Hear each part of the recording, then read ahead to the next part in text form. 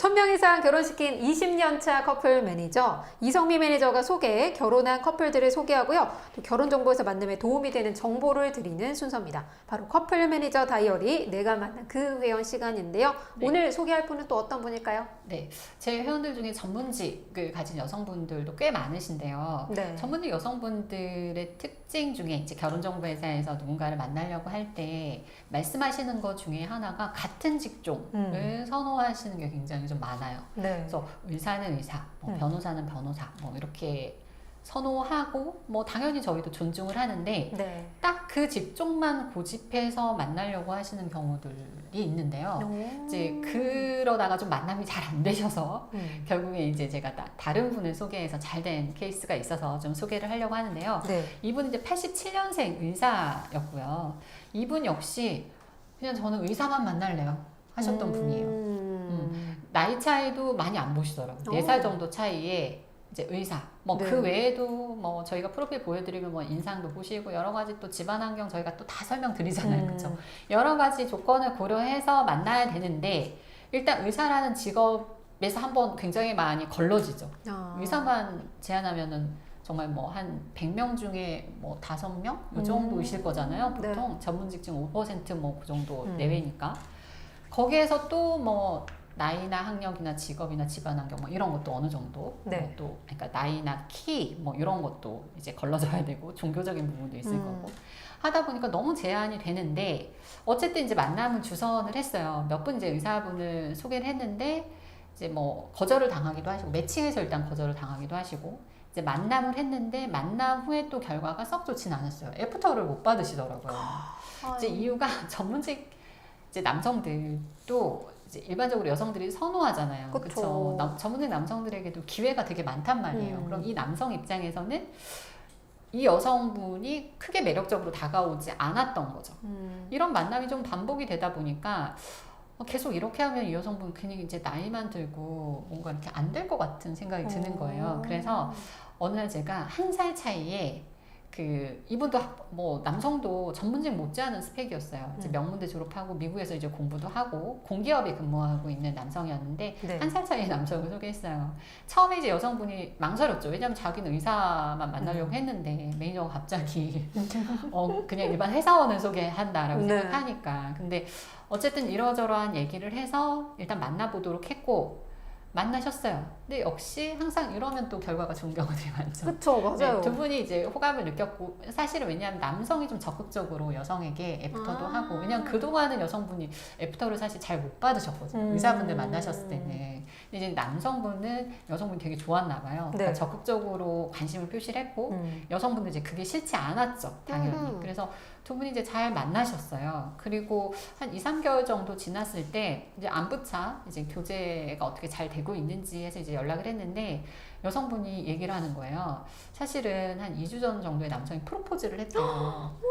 근데 본인 아직 고민을 하고 답을 안 하고 있다는 거예요. 그래서 왜 그러냐고 물어봤더니 매니저님도 알지만 저는 처음부터 의사를 원했잖아요. 그리고 자기가 이제 의사를 원했던 거는 그냥 그 직업을 가진 사람들의 생활을 아니까 이 사람에 대해서 내가 정확하게 알겠다 해서 이제 의사를 선택을 하려고 했던 거였는데 일반적으로 회사 다니는 사람들은 자기가 그 생활을 모르니까 이 사람에 대해서 내가 잘 모르는 것 같은 생각이 들어서 정말 결혼해야 될지 이런 부분을 고민을 한다라는 이야기를 하더라고요. 근데 사실 의사나 뭐 이렇게 그 변호사나 그러니까 공부를 한 분야를 좀 오래 하신 분들은요. 사실 그거밖에 또 잘 모르시는 경우들이 있어요. 그쵸, 되게 맞아요. 똑똑한 분들이신데 네. 너무 한 분야에 정말 어려운 공부를 하신 거잖아요. 그렇다 보니까 다른 어떤 주변 상황들에 대해서는 참 좀 물정이 없는 이런 표현이 죄송하기도 하지만 잘 모르시는 경우들이 있더라고요. 그래서 이분도 이 남성이 싫어서가 아니라 내가 이 사람에 대해서 잘 모르는 것 같다라는 생각을 이제 계속 하고 있더라고요. 그래서 이분의 어떤 상황 뭐 집안 환경 등 해서 이분 하시는 뭐 직장에 관한 부분이나 뭐 일반적으로 이런 직종에 뭐 이런 스펙을 가진 분들을 또 일반적으로 여성분들도 굉장히 선호하고 있고 이런 부분에 대해서 이제 어필을 했죠.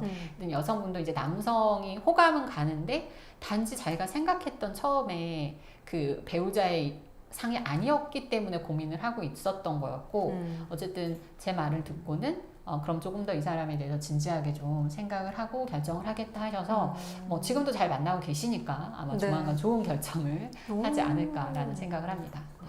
되게 이런 이야기 들으면 되게 신기한 게 처음부터 끝까지 나는 똑같은 의사만 만날 거예요 라고 했는데 그런 마음을 딱 바뀐 거는 매니저님의 말씀을 듣고 바꾼 거잖아요. 그런 거 보면은 회원과 매니저 간의 신뢰도가 정말 참 잘 형성돼 있다라는 생각도 드는 것 같아요. 그래서 가끔은 약간 반협박처럼 제발 저 만나라.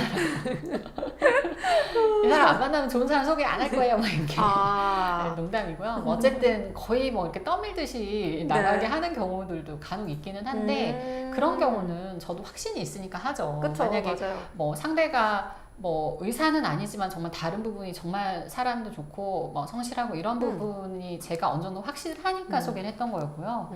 만약에 그런 것조차 없는데 제가 무조건 만나라고 하진 않았겠죠. 네. 그러니까 어쨌든 그래도 또 결과가 뭐 안 좋은 경우들도 있는데 이분은 워낙 여성분이 참 이렇게 착하시고 그러신 분이었거든요. 그래서 어쨌든 지금 잘 교제를 이어나가고 있는데 항상 이제 느끼는 거는 이제 제가 뭐 며칠 전에도 이제 변호사분이 가입을 하셔서 역시 이분도 비슷한 얘기를 했어요.